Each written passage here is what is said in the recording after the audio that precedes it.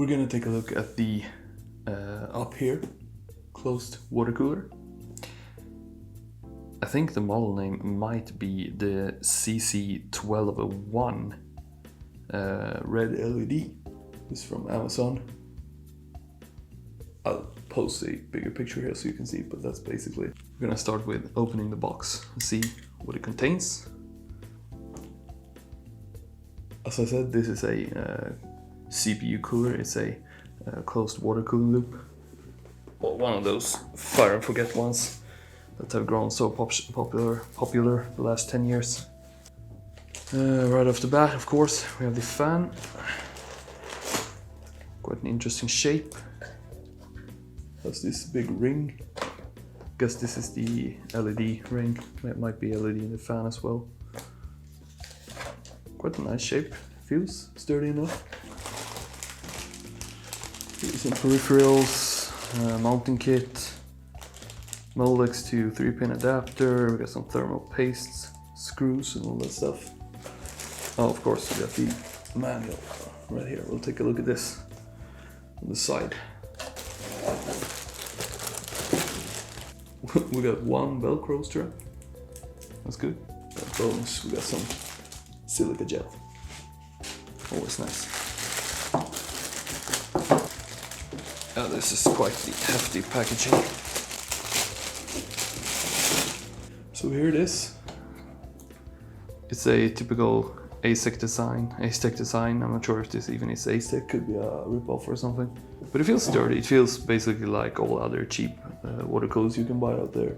Quite a resemblance to the old Corsair H50, which used to rule the market back in 2009, 2010. They got this big white logo here. Let's see if we can get this in a better pic. Right here on the water block, it says upHere, and this white transparent, semi-transparent surface light up red when the cooler is plugged in. Something I noticed, which is quite interesting, is here you get the tubes, of course, going into the radiator, and you have this.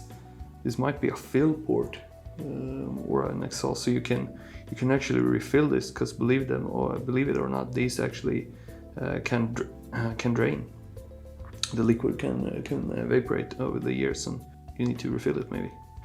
Back in the days, some trivia, it was really popular to make what was called a Pro mod. What you did was you removed the tubes and you added a reservoir. So you put the connection here going to a reservoir, from the reservoir going to the block, from the block going to the radiator. So you basically had your own loop with a combined pump and the cooling block. Because the pumps most of the time are located here in the cooling block.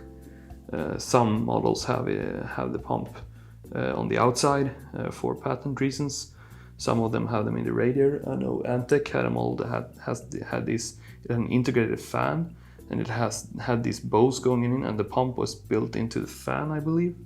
But yeah, that's the upHere closed water cooler red LED. Let's take a closer look at the included peripherals. You get one of these Molex to actually 2-pin fan connectors. No PVM there. Of course, get the screws and the mounting kits for your various sockets. You got your back plate here, one of those really multi ones. I guess this is a frame or some sort from some sockets use these spacers. Might be that. More screws. Might be fan screws actually. Small tube of unnamed or no name thermal paste, which is standard.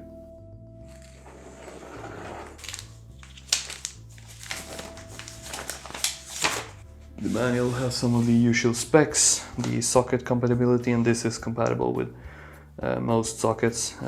Socket 775, all the 11.5X sockets, 55, 56, 51. It's X58 compatible with the 1366 socket, 2011. It actually only says 2011, but I think the product page said 2011 or 2011X or something like that, compatible with the E and the 3 versions. It actually says Core i3, i5 and i7 CPU. So I guess this won't work with my Xeon. Is that fine? Okay. It's compatible with AMD as well, all AMD according to this. FM2, FM1, AM3, AM3 Plus, AM2 Plus, AM2, AM4 CPUs. I wonder if they work with those weird Opteron sockets as well. Might be the same. Some interesting notes about the materials here. Is made out of copper and engineering plastic. Is that plastic made out of engineers?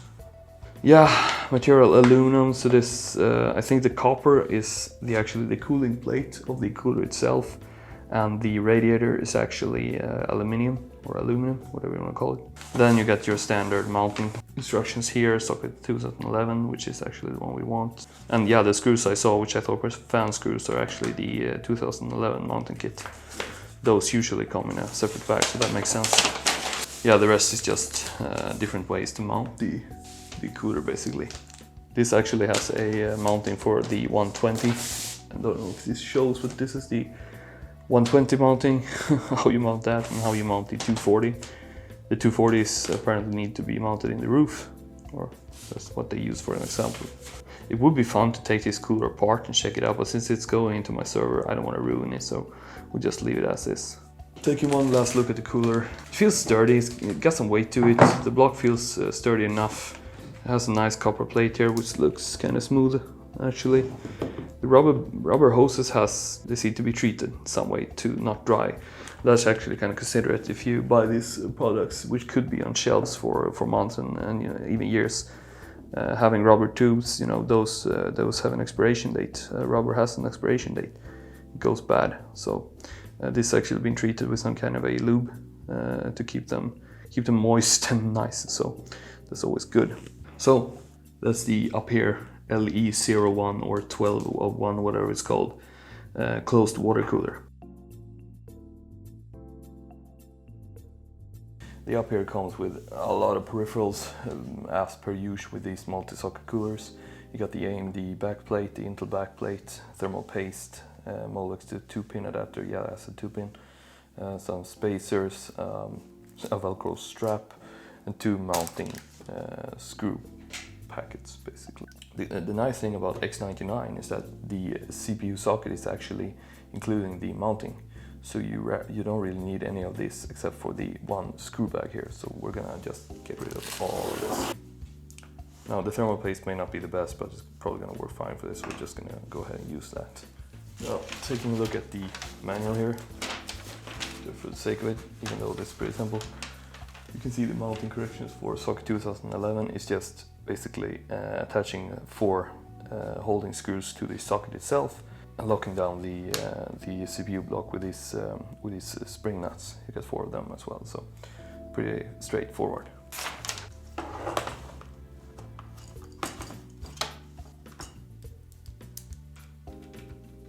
Works fine. Let's remove the mounting ring for the proprietary coolers. It's actually really good that they include this mounting ring, because when I buy one of those pretty well-renewed Snowman coolers, you're just gonna have to buy the cooler itself. I think this is pretty standard with these Chinese motherboards that they include the mounting ring, or at least on many of them. Peel the sticker. I'm gonna use some isopropane alcohol. Just clean off the CPU surface a bit. Clean this off the surface of the cooler as well. Let's add a little thermal paste. Oh my god, oh.